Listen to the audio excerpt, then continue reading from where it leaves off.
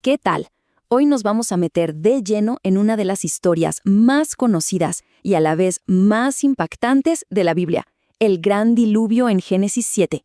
Pero esta historia es mucho más que solo agua y un arca gigante. Es un relato súper intenso sobre el juicio divino, sobre una fe a toda prueba y sobre la promesa de un nuevo comienzo justo en medio de la destrucción total. Y todo arranca con esta frase, una declaración clave de Dios sobre un hombre, Noé. Imaginen esto. En un mundo que la Biblia describe como totalmente corrupto, Dios identifica a una sola persona como justa. Esta pequeña distinción, bueno, es el punto de partida de todo lo que está por ocurrir. Y claro, esta es la pregunta del millón, la que impulsa toda la historia, ¿no? ¿Qué tenía Noé de diferente? ¿Cómo es que su fe, sus acciones, lo convirtieron en la persona encargada de asegurar la supervivencia de la humanidad? Ok, vamos a analizarlo. Para poder entender la misión de Noé, primero hay que pintar un cuadro de cómo era el mundo en ese entonces. El texto lo describe como un lugar llenísimo de maldad, donde el juicio de Dios era ya algo inminente. Y justo en medio de todo ese caos, aparece nuestro protagonista. Pensemos en esto por un momento, porque el dato es increíble. Noé tenía 600 años. O sea, no era un jovencito empezando su vida, era ya alguien con un recorrido larguísimo. Y es justo en ese momento que recibe una tarea que desafía toda lógica humana. Construir un arca para salvar a su familia y a los animales de un diluvio que nadie más veía venir. Una locura.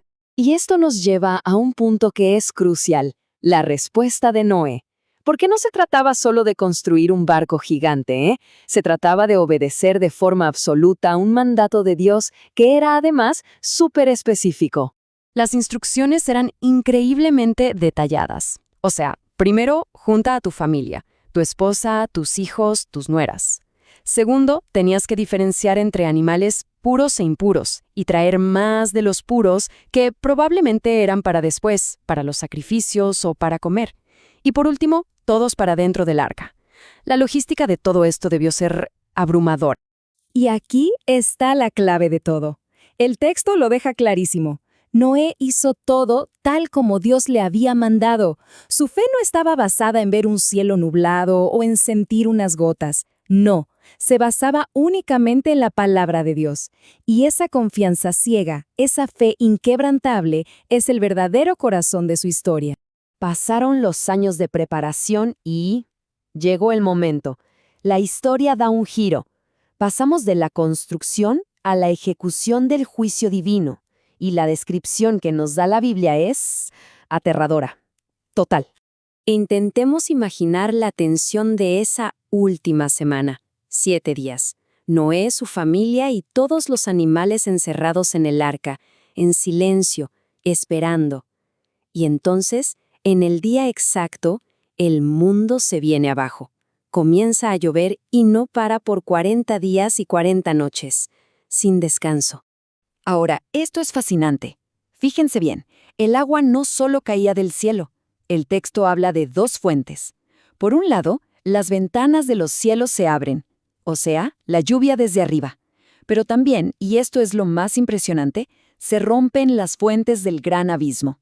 El agua brotaba desde las profundidades de la tierra.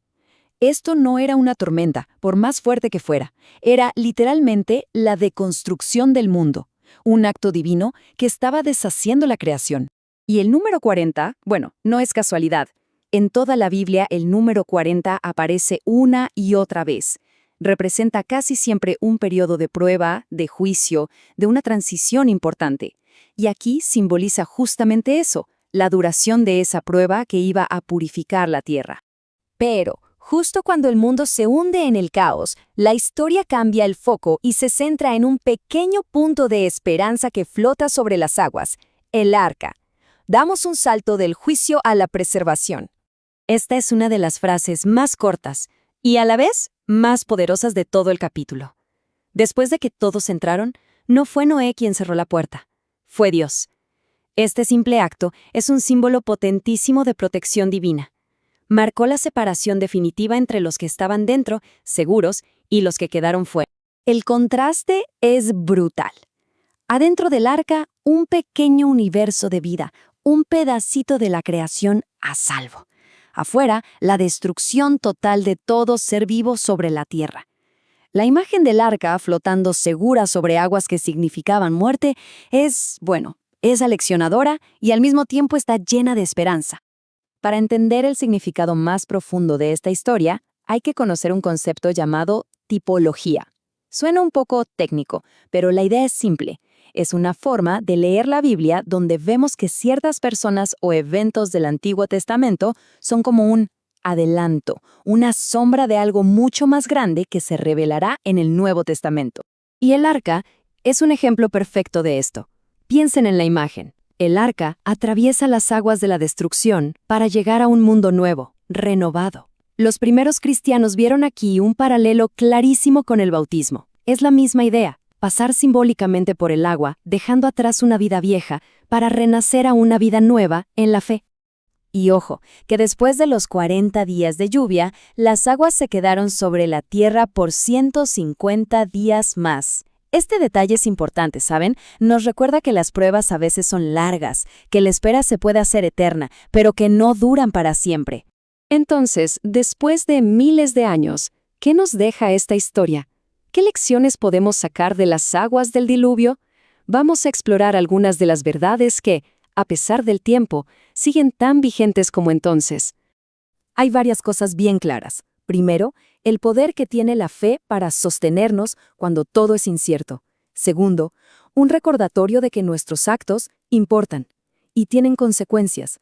Un tercer punto que es clave es que el juicio y la misericordia de Dios no son opuestos, sino dos caras de la misma moneda. Y por último, la lección de confiar en un plan más grande, aunque en el momento no entendamos nada. En resumen, el capítulo 7 de Génesis es mucho más que una historia de destrucción. Es un testimonio superpoderoso sobre la fe. Es una invitación a confiar en que, incluso en los momentos más oscuros, en medio del juicio, siempre hay un camino de salvación y de misericordia para los que escuchan y obedecen. Y esta historia nos deja con una última reflexión. El arca fue la respuesta de Noé a una crisis mundial. Fue una estructura de fe que lo sostuvo a él y a su familia. Si miramos a nuestras propias vidas, a nuestros desafíos, vale la pena preguntarse cuáles son nuestras arcas, esas cosas, principios, creencias, relaciones que construimos para que nos den refugio y nos ayuden a navegar nuestras propias tormentas.